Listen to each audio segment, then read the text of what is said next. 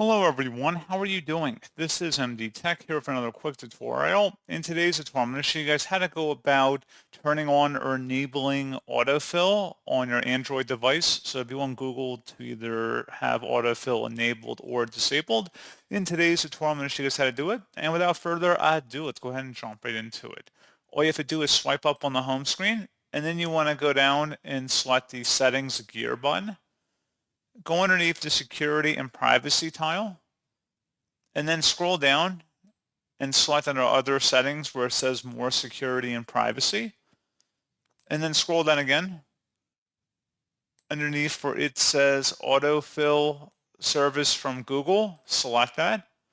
And then where it says use autofill with Google, if you want to enable that, toggle to the right. You see it should light up blue. Otherwise, if you want to disable autofill with Google, click inside the oval until it's grayed out, and now it has been turned off.